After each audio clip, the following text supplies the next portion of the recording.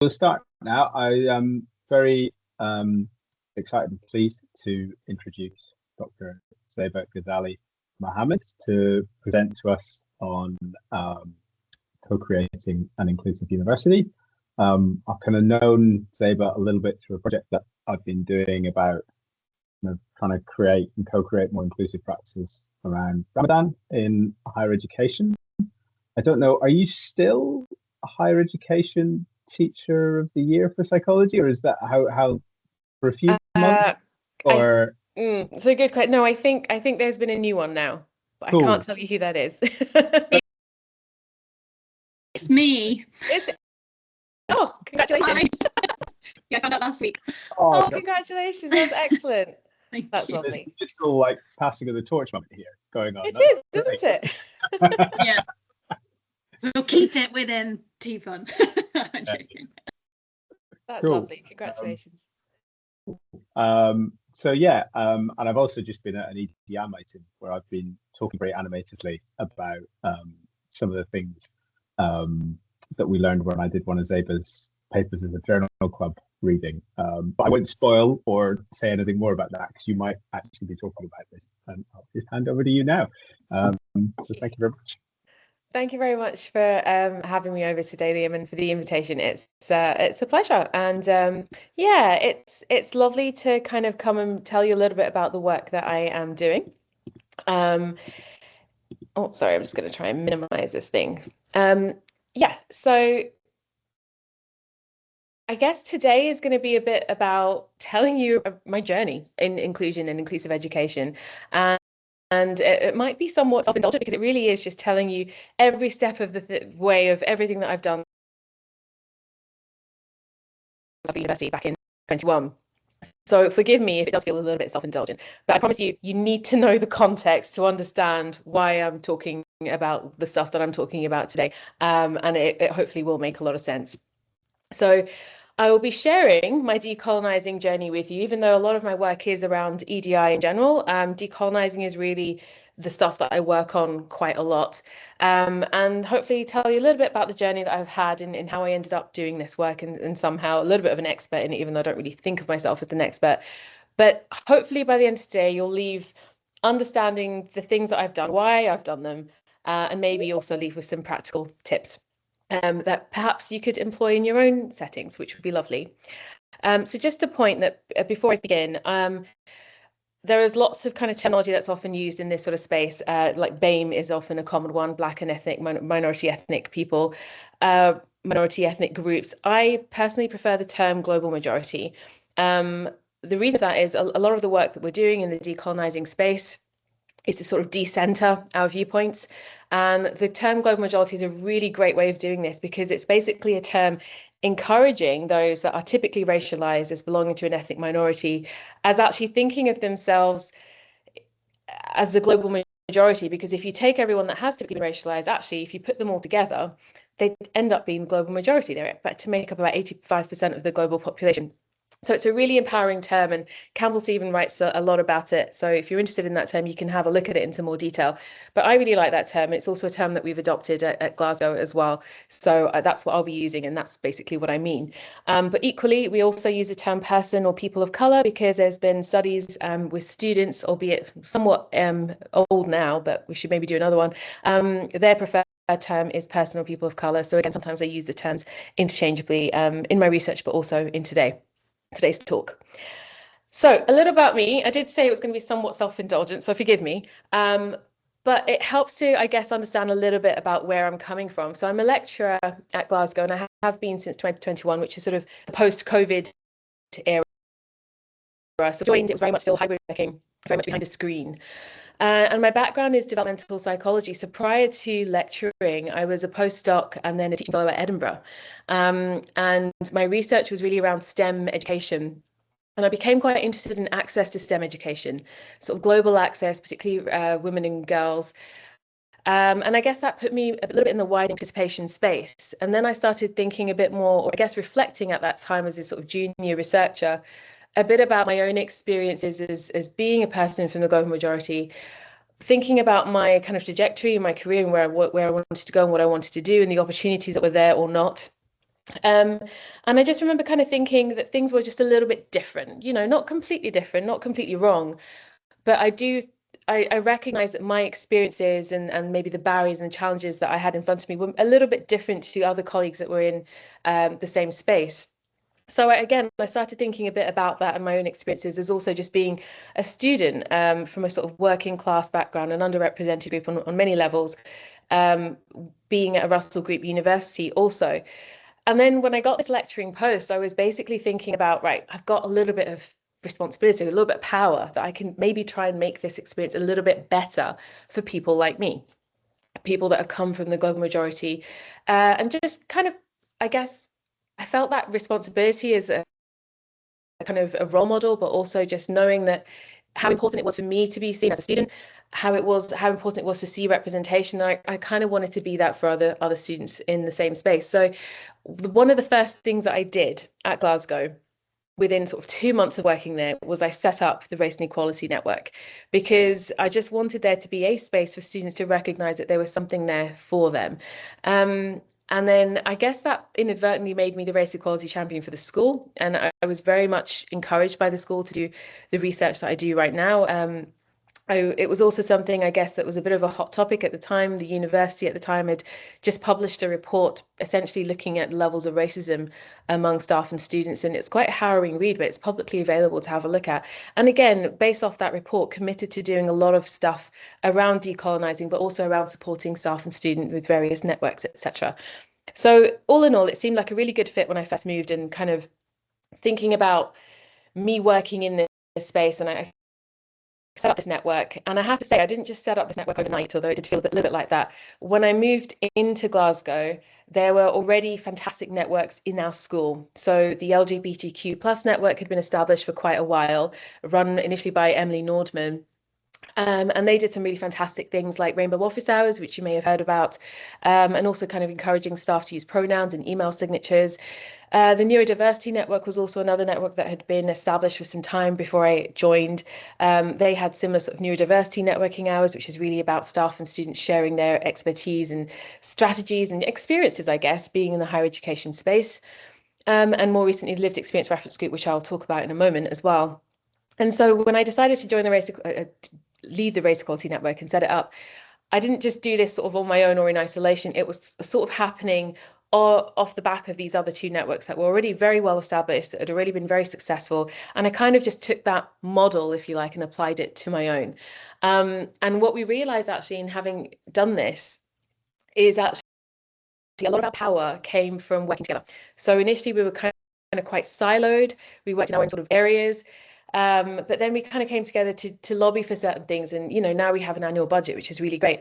But I also just really want to acknowledge that all of these networks, which we now collectively call our EDI networks in the school, each of these networks really came from just dedicated staff that had lived experience and really wanted to kind of do something to acknowledge that lived experience for our students. And it still really comes from that place, and it's something that we feel quite passionately about. But as I'm sure we all know, this work, you know, happens out with everything else that we have to do. And so it really is a passion project for a lot of us, but, you know, one that we feel is very important. And I think one that we have also used to try and impact our scholarship and our learning teaching practice, which is what I'm going to be talking to you about today. So when I first set up the Race Equality Network, or RAIN, as we like to call it, it was very, very simple things that I did. As I said, I started this, I didn't really have much of an idea of what I wanted to do other than make it as inclusive as possible. So one of the things I did, and this was actually just because of personal experience, I've noticed that people were butchering my name. So thank you very much, Liam, for pronouncing it correctly. I appreciate that. But I think part of the reason was because it was COVID and we were kind of working hybrid. You know, your name comes up on the Zoom screen. So people didn't really ask me how to say my name or what my name was, because it was right there. And so it became quite awkward. So they either really butchered my name or they didn't say my name at all. And I sort of recognized this inadvertently. So I started putting up a recording of me saying my name in my email signature, just to make it a little less awkward. And it really helped. And what I found was that students started doing this. they picked it up, and I'd get some feedback and they'd say, thank you so much for doing that. I didn't know this thing existed. It's brilliant. Now my supervisor can say my name correctly. Or now I understand that really weird Scottish Gaelic name. I didn't know I was saying it wrong. I now know that I'm saying it correctly, because staff had also started to adopt it. And slowly but surely, it kind of leaked through not just our school, but also the college. And it became a bit more of an institution-wide thing where people are now either putting a name dot or a phonetic spelling into their email signatures. And again, it's just a really small gesture, but a really inclusive one. And it puts the onus on the kind of on somebody else to learn your name rather than you having to correct them every time. So really small thing, but really powerful. And that was one of the first things that we did. The second thing was just changing wording in some job adverts. So it was, I remember when I first joined, they were having a bit of a recruitment drive. We were recruiting some positions, and we got to have a look at kind of some of the wording and stuff. So I recommended maybe just adding a couple more sentences. So I'm sure we've all seen adverts where it says, and we welcome applications from these different groups. Well, I thought, can we add a bit more to that? Because we don't just welcome them. Actually, we're doing a lot of stuff in these areas. We welcome these groups, and look at all this amazing stuff that we've done with each of our networks. And these are things we're committed to. And we want you to be part of that space and contribute towards that. And so I started kind of tweaking the job wording and suggested that to the head of school, which again got put through. Now, I can't claim that it's been successful because I don't have access to that data. It's all with HR. What I can say anecdotally is that I've had people say that it really made them feel very welcome, and that we were actually an inclusive school. We were practicing what we preach. And I can say again, anecdotally, that we have had a bit more diversity in our recruiting since then, which has been really great. So I can't claim to take all the credit for that, but I would like to think that some of it helped. And I mentioned earlier, collectively with our EDI networks, we've been able to gain a little bit of power in terms of lobbying for speaker fees. So we were trying to get speakers to come into our school to talk to our students for various things. And they would often say, how much are you paying me? And we would say, oh, we don't have a budget for that. And it actually just meant that we were losing so many fantastic voices to come in and speak to us on really important things. And, quite rightly, they should be kind of acknowledged for their time, even just a kind of nominal fee. And so we put forward a case to our head of school where we just said, right, this is how much we propose. These are kind of how we're going to organize the talks, and it actually just combined it and consolidated it into an EDI seminar series rather than having all three networks running separately. And again, that's given us a lot of power in numbers, if you like, and really pleased that our school has funded that. And actually, we've now kind of merged into an EDI committee. So all of this to say that this is really the start of the decolonizing journey for me. I set up this network, but for me, the foundation of it has really been working with students. Because when I first set up the network, I also recognized that I came into this with my own lived experiences, my own kind of feelings about what it was like being in higher education. And I recognized that could be totally different from what students are going through right now. And so when I set up the network, I was really quite keen to hear from students and give them a voice and give them an avenue for talking a little bit about what was important to them. And so I set up the student panel. So there's a picture of our student panel just now. They're a lovely group of students. They're basically volunteers from any program that we have that just want to shape our network. And we have a meeting sort of maybe once or twice every semester to really talk about issues that they're interested in, events that they wanted me to hold, so whether they are kind of social events or more sort of academically oriented. And initially they started off as just sort of, right, what sort of event do you want? Okay, what can I do to sort this out? But later on, actually became a bit more of a consultation group. So when we started to do a bit more around changing our curriculum, as I'll mention later, and a bit more around kind of figuring out what the right way was to do certain things, they were absolutely invaluable for advice, and were actually really keen to give that advice and to get involved. So this, I suppose, was the real start for me in actually recognizing that having students as partners is a hugely important thing, particularly if you want them to be on board this journey with you. And it started off, as I say, very, very small, but it really led to some impactful changes. And that's really the crux of what I'm talking about today. So, for example, one of the things that they said was, we absolutely love having careers sessions. Could you do a career session, but actually just try and get people from the global majority to come in? And I thought that's actually a really good idea and a really simple idea. Why have we not done this before? So that's exactly what we did. We had a fantastic event a year or so ago where we had some brilliant speakers coming in from all the kind of major fields of psychology, careers in clinical counselling, education, and so on, just to talk about their careers and their journeys. And it was open to absolutely everyone. It wasn't just people from our network. It was open to everybody. But what was fantastic was they were basically showcasing representation, which is really important, but also talked about little things that maybe some people took for granted. So, for example, a lot of the underrepresented groups often talk about the fact that, you know, they come from working class. And maybe don't have the time to get the voluntary work that is so important for getting access to clinical or educational psychology. And so they talk about, well, what are the workarounds that they did? What sort of experience did they get in the end? And other challenges, I guess, that were maybe unique to their own circumstances or their communities. And it was just a really, really interesting seminar, which I think not just students learned a lot from, but our staff as well.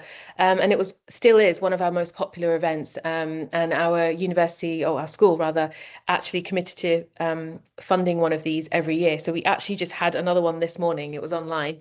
And again, just really, really fantastic. Always a great turnout for our students. And again, this was a student idea. We also started doing a lot of events around just trying to decenter the sort of white experiences in psychology. So we had two brilliant practicing psychologists come in, Prithvi Pepper and Ken Greaves, who shared their journey and their research into educational psychology, but also just really talked about some of the barriers that they found. So I remember one particular example that they spoke about was working with autistic communities, but then also working with their families. And these were families coming from cultures that really didn't understand or even recognize autism in their communities, and found it incredibly challenging to kind of take on board some of the advice that they were getting. And it's really interesting because students often talked about that and knowing about that, but thinking about it as maybe, oh, well, that doesn't happen here. That happens elsewhere in the globe. But actually recognizing and hearing that it does happen in the UK, and actually it happens probably more often than we think, was really interesting, and I think really shaped some of the perspectives that students were taking at the time. So again, just a really, really interesting event where we had people coming in. And again, another intersectional event too, which we're quite keen on. Of course, students wanted lots of community building events. We had a lot of those. We would have joint EDI nights, movie nights, you name it, we've had it, game nights. But we made a point of making these open to absolutely everybody. And again, the goal was also to promote allyship. So lots of these sorts of events happening. And the final thing that I just wanted to tell you a little bit about, and this again was really where the student advisory panel came into its own, was the lived experience reference group. So this is an initiative that is quite new, and it's really the brainchild of Kiara Horlin. And it comes from kind of the field of autism. So you might have heard the phrase "not about us, without us."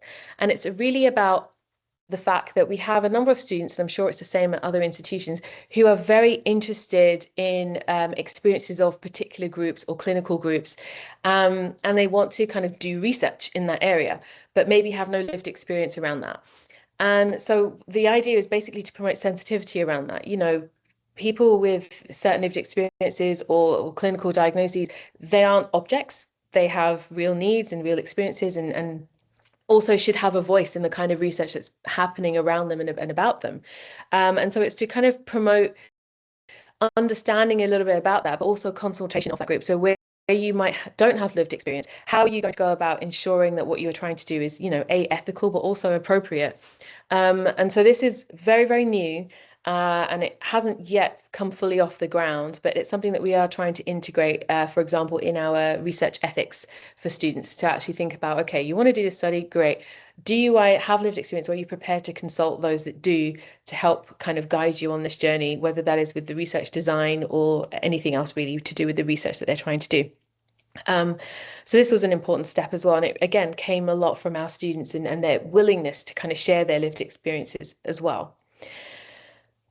So what does this all mean in terms of decolonizing? I feel like I've just told you a whole bunch of extracurricular stuff that I do, and that's really fun. And it is really fun, and it's really important, and it does help build that inclusion within our school.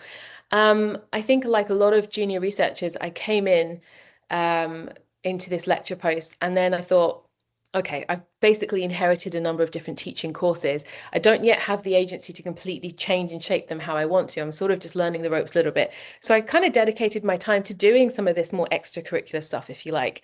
But one of the things I thought was quite interesting is when I finally do have the opportunity to tweak my courses and to think a bit more about how I want to do this and make them more inclusive and decolonize, I'm supporting students maybe from the more social type of setting, but what can I do in my teaching content? And I was really left stumped. There are lots of guides out there, lots of toolkits out there, as I'm sure you all know, but in practice, I found them really, really difficult to understand. And this is coming from someone that has a little bit of lived experience. And I thought, okay, how do I do this? What's going to be successful? And I found that really challenging. And I had a bunch of questions. So I thought, okay, if I don't know what to do and if I can't find the research, I'm going to try and find out myself. I'm going to do the research myself. And again, I had very limited scope, no funding. So I started offering dissertation projects to students. So these were undergraduate dissertations and postgraduate dissertations that I was supervising. I'd have a sort of list of projects and I'd include a little decolonizing project in there as well. And to my pleasant surprise, those were the ones that were most popular. So I started kind of supervising students and we'd work on the design and kind of the topics together and our priority areas. And it was really, really interesting to kind of come from it from that angle. And it wasn't just me that was doing this either. We have a number of projects that started off as dissertation projects that then ended up something bigger and actually have led to publication. So I've got a couple of examples on this slide here, which you can have a look at. And it's all come from student involvement. It's all come with this co-design and co-creation with students. So we feel very strongly about providing internships and providing scholarship opportunities for students to also be a part of in shaping their teaching and learning journey. So what I'm going to do is essentially show you that journey and show you what that looked like for me. So I'm going to explain a kind of a project that I started with students and then how that has ended up shaping my teaching. And then I'll tell you a little bit about where we are right now.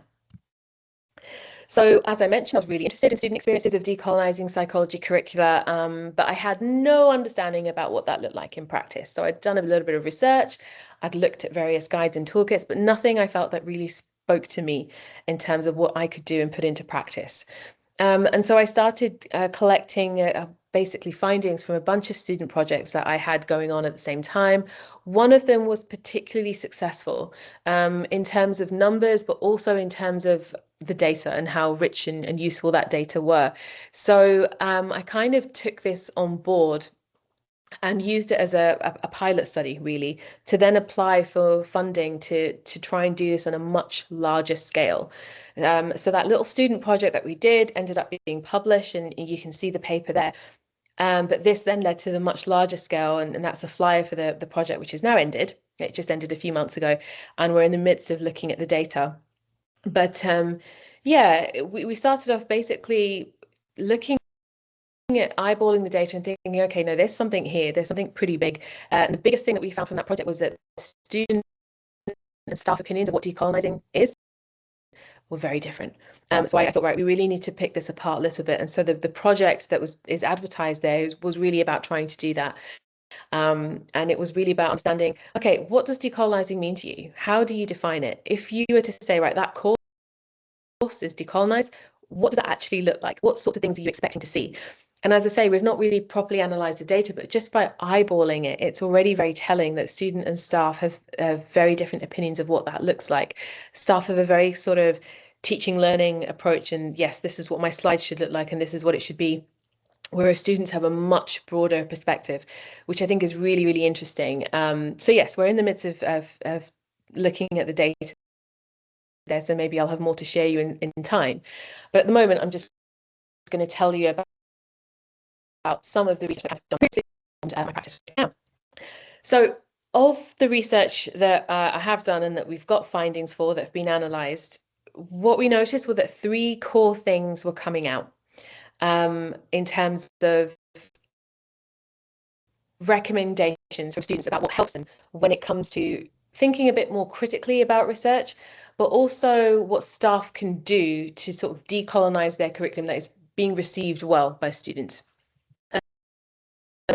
And so the first thing was applying learning to real life.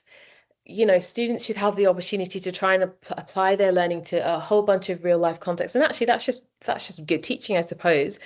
Trying to engage critically with what they're looking at, and also thinking about, okay, but what difference does that make? How can I use this knowledge and information? And it's also something that the BPS encourages us to do as well with the QAA benchmarks too.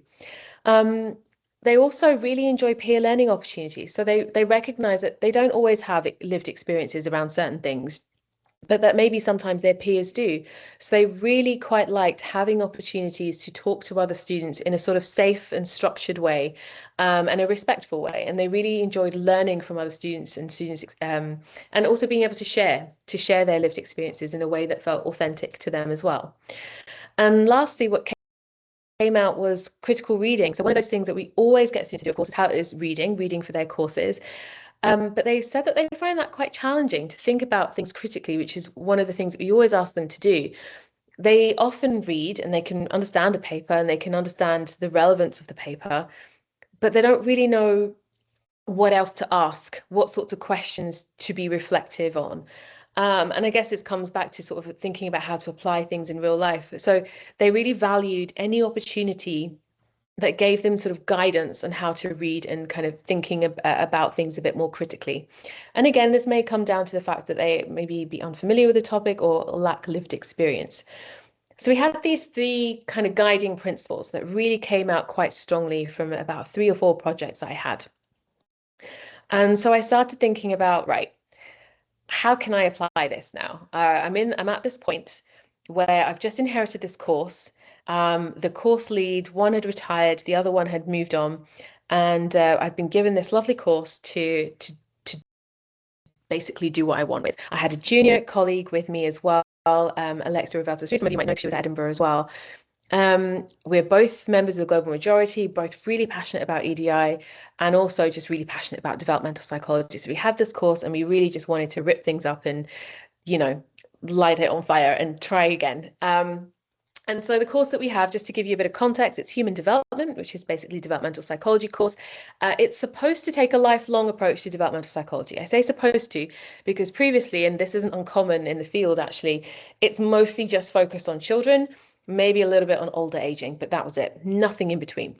And we really didn't want to do that. We wanted to take this lifelong approach. We wanted to introduce topics that were relevant, were gaining traction, and also understood adulthood as being a developmental period as well. So we introduced topics like matrescence, we introduced topics like menopause, we introduced a whole bunch of different things, but basically looked at development across the lifespan as we're supposed to do. It's a 10-week course. We have approximately a cohort of around 300 students. They are mostly our third year undergraduate students, although we have a small proportion of MSc psychology conversion students as well who also take this as a core module. Previously, the assessment was an exam. And as I said, the focus was very much on early years or older aging.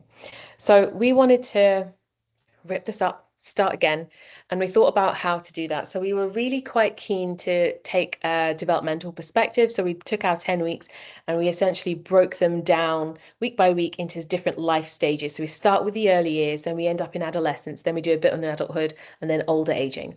With each lecture, we focus on biological changes, cognitive changes, social-emotional changes, and kind of got students to really think about holistic development and interplay of development, which is really important, of course. And we'd have a lot of callbacks from different lectures as well. So, oh, this thing's happened in adulthood. Remember when we said one of the risk factors might be in early years? And then we kind of link things back. So we try to do a lot of that. If there are any developmental psychologists among you, all of our teaching content and materials are available as well. I'll have a QR code right at the end, and you're very welcome to explore them. It's all open access. So as well as changing the kind of core content, we wanted to try and align our new course, our new version of the course, with those 3 recommendations that came out from the work around decolonizing. So where previously we had that focus on early years, we moved to a lifespan approach, which allowed us to then kind of take on board all of those 3 recommendations I shared with you earlier. Where we previously had an exam-based assessment, which students absolutely hated, and we also didn't really enjoy, the biggest thing that came out from that was, how are we supposed to apply our learning? You're basically just taking a snapshot of something, and you're not really allowing me to showcase all of this lovely knowledge that I have. And we agreed with that. So in the end, we've changed the assessment into a group-based assessment, which has an individual component, and I'll be telling you about that in just a moment. And as for kind of student feedback, finding it hard to critically engage and also difficult to apply their learning to real-world settings, we started incorporating directed learning activities. So basically every couple of weeks, students basically get sort of question prompts. They're optional, they don't have to do them, but we tend to find that students do them because it helps with their assessment in a sort of a formative way, even though they have a separate formative assessment. Activities, and they were just kind of prompts, question prompts, things that you should start thinking about. And then finally, in terms of applying to real world settings, well, our assessment was taking a problem-based learning approach. And that's exactly what I'm going to share with you today as well in just a moment. So if you've not heard of problem-based learning, it's basically taking the medical model, if you like. So you have patient X with all of these symptoms, go ahead and tell us what's wrong with them. In our case, we have person X. So we've developed these kind of character scenarios or case characters, vignettes, if you like, and I'll give you an example of one in just a moment. But it's basically got a little bit of their developmental history, a little bit maybe of challenges that they might have, and essentially they have some sort of issue that they want some support around. So they're very, very small vignettes. We actually used AI to help write some of these. We had to do a lot of undoing stereotypes and, you know, all that sort of jazz. But it was quite useful in general to kind of give us some ideas about how to incorporate developmental aspects. And we got students to really think about issues that they were interested in, because although we provided these vignettes, they were also purposefully vague so that students could choose to decide which aspects of development that they'd learnt about that they wanted to talk about in their assessment. So what we did was that we got students organized into groups of 4, and we asked them all essentially to write a developmental timeline. So each person in the timeline had to focus on one stage of development: early years, adolescence, adulthood, or older adulthood. So they can decide among themselves which one they wanted to include. They then had to talk about kind of retrospective development and everything that might have happened that have led that character to be where they are right now. Then in that stage of adulthood, for example, if that's where they would talk about potential support strategies or interventions. And then they would talk about older adulthood or aging and kind of prospective development. Where is the character going to go now? What sorts of things can happen if they follow the advice? Or what sorts of things might happen if they don't? So in terms of how we assess this, they were basically individually marked for each of their sections, and that was weighted at 50%. But they also had a group mark, and the group made very clear it was basically just talking to each other. If you can talk to each other and communicate and work out what your narrative is, that's it. That's all it comes from. And it actually worked really well. We were expecting a lot more grumbles about the group work situation, but it ended up being okay. And some really positive feedback on the course. So here is an example character scenario. This isn't one of the ones we use in the course currently. On the slides themselves, I have included links to our current list of character scenarios, as well as our current assessment information sheet, which details exactly what students should do, and also a marking rubric, which we're using. So if you're really interested in the assessment, all of the information is available for you to have a look at as well. So yeah, it's a small vignette. It kind of tells you a little bit about a person, how old they are. So you start thinking about kind of cultural context, start thinking about what the problem might be, and then thinking a bit about development, what's gone on in the past, what might happen in the future, what sorts of things can this character have to support them right now.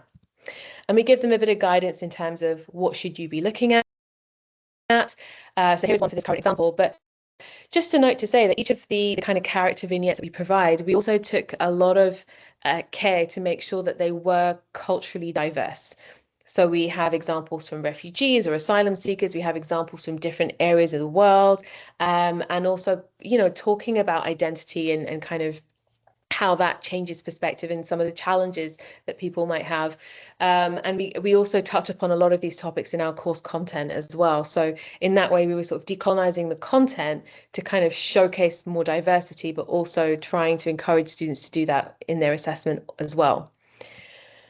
In terms of feedback, we got really positive feedback, really positive feedback. A lot of our students talked about the fact that it was allowing them to develop the skills that they knew that they would need if they go on into a career in psychology. A lot of them also made clear reference to decolonizing the curriculum. They recognized that that's what we were trying to do. And they also recognized the importance of it and why it was important to do, which was absolutely brilliant. When we got that comment, we were absolutely thrilled. But also, our external examiner gave us some really great feedback about the assessment as well. So they talked about it's a really great way of just getting students to apply their knowledge.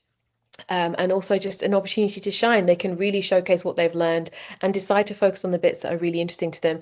And it also promotes kind of lived experience as a legitimate source of knowledge as well, which again is really, really important for students to understand. My own reflections on everything. What I learned from this entire journey is that student buy-in is incredibly important. I would not have been able to do the changes to that course had I not done that co-creation and co-designing and basically that student partnership I had with students around the scholarship of what decolonizing is and what we needed to do. I would not have been able to get student partners on board for that scholarship had I not done all of the work that I did with RAIN to really build that inclusive culture. Because it then meant that students knew that we weren't just talking the talk, we were actually walking the walk. We were putting our money where our mouth is, and we were really genuinely interested in how to make learning more inclusive, create these inclusive environments. So I'm a really, really strong believer in that you can't just do this work in isolation. You can't just decolonize your course and expect it to be, you know, effective overnight. Of course, that's not what decolonizing is. It's a journey and it is cyclical. But the point being, you really need everything around you to also encourage that, because that's when it flourishes. So I really am a believer in the fact that teaching culture is really important. The culture around you, that culture of inclusion really needs to be fostered before you get students on board in this journey who are willing to be part of that journey and share their time and their expertise as well. I think it's important to mess up. We haven't always done things correctly. And, you know, although we've done some research and it seems like a very linear process in the way that I'm presenting it to you, it wasn't always that case. And we did have to go back to the drawing board, and we have had to make several iterations on our teaching and our assessment as well. But the reason I really wanted to share this with you, and I'd really like to share the assessment with people as well, is because I think practical examples are really helpful just to see how it's all played out.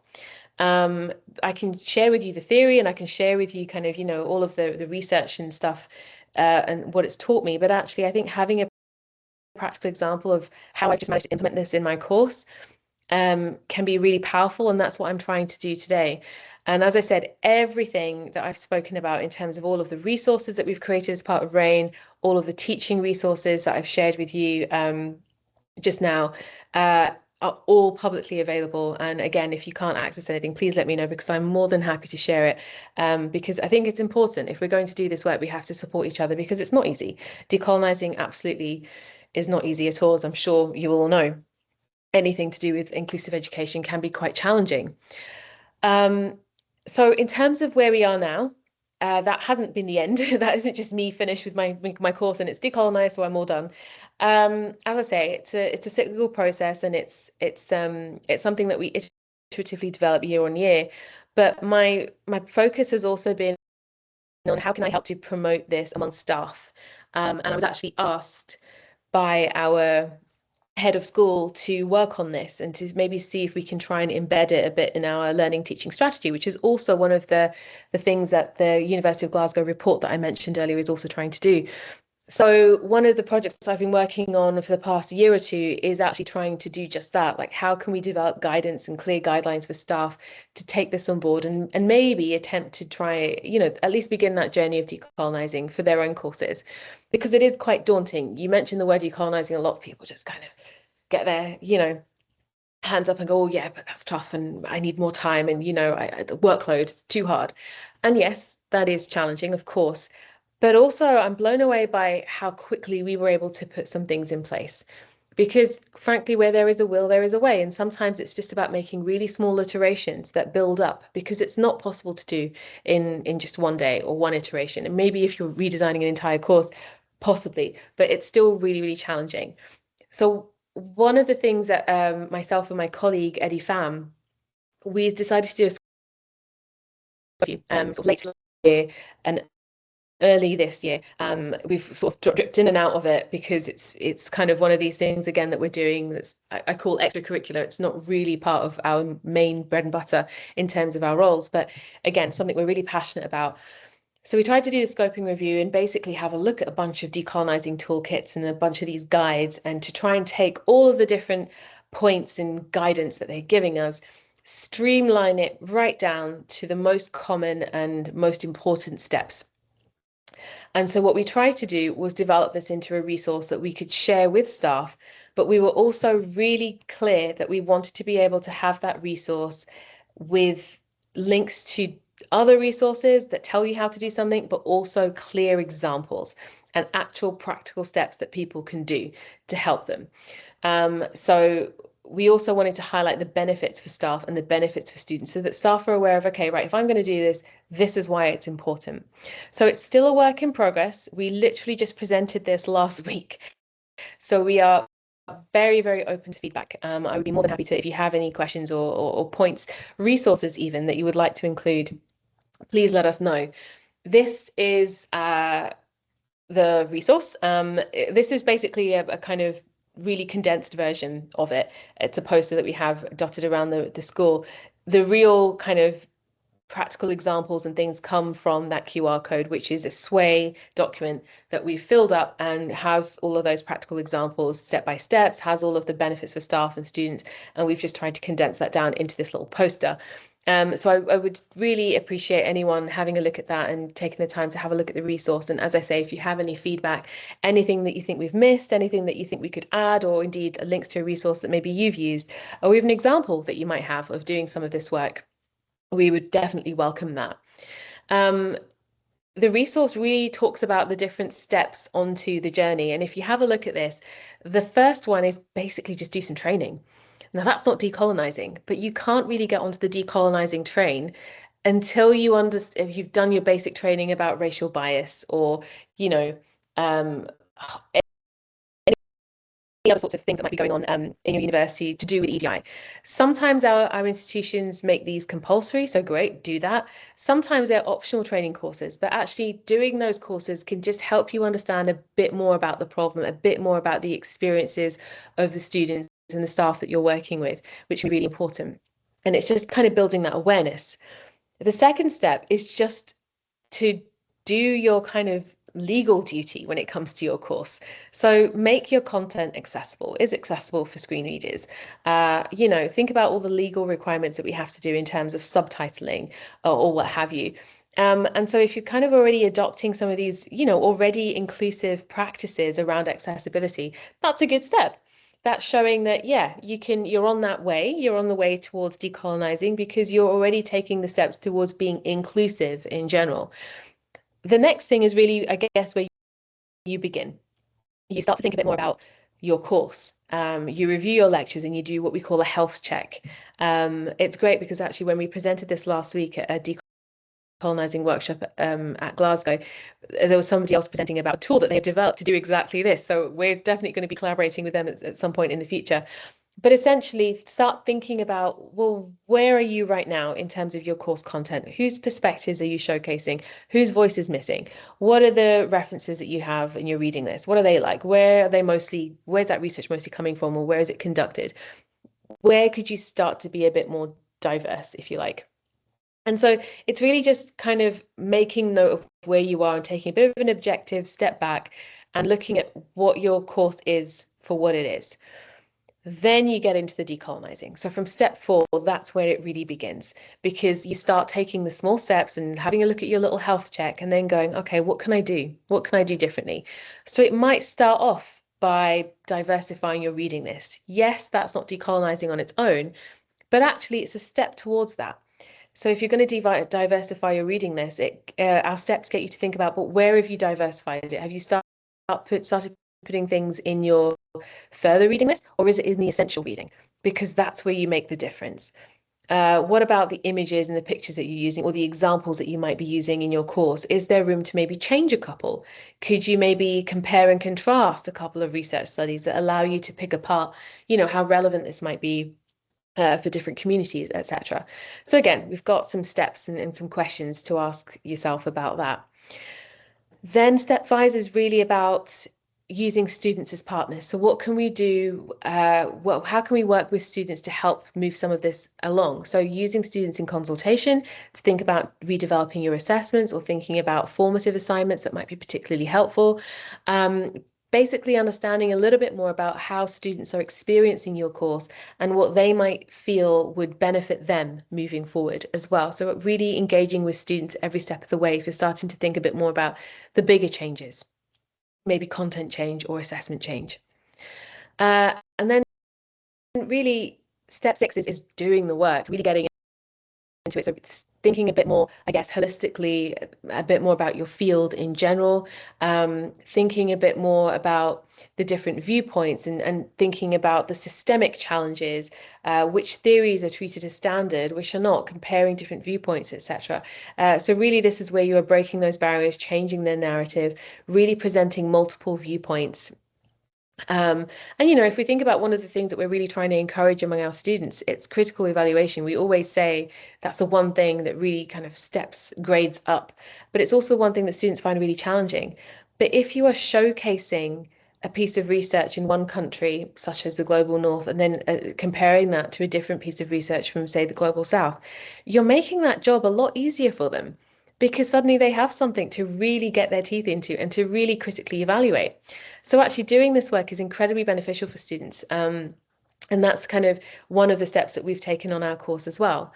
And then finally, it's bringing others on the journey with you. So this is, I guess, what I'm trying to do today, which is basically kind of continuing on that cycle of questioning and also trying to get your peers involved and your colleagues involved in this as well, sharing that work, recognizing that it's an ongoing work, but also making it more accessible to those around you. So sharing what you're doing to encourage them to also join in. And we have some steps and some recommendations as well that you can maybe think about doing or implementing. So that is me. I hope that that has made sense and hasn't been too self-indulgent. I know it maybe started off from a really sort of seemingly random place, or maybe it's just how I view it in my head. But I felt like I needed to take you on that journey and show you kind of how it all started out, because it didn't just happen in isolation. I didn't just suddenly decide to research decolonizing. It really came from this, I guess, curious place of really trying to help and support students, and then really working with students as partners to develop some of these ideas that they had into fruition, and really changing our course and assessment. Because, like I said, I wanted to walk forward and sharing my experiences with others. And I'm not to say that our guide is perfect or that our guide is really going to help change things for you, but it certainly helped me and us, I would say, at the school in terms of trying to do what we can to kind of decolonize. And hopefully it's useful. And as I say, we're very, very welcome for feedback on any of this. And just a note for all of my lovely collaborators on some of the work that I've done, and also the student collaborators as well, who've been fantastic. So thank you. That is me.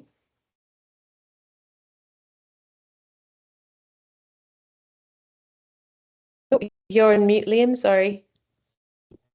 Sorry, I'll say thank you again. That was really inspiring. Cheers. Yeah, I'm just going to stop the recording, and then yeah.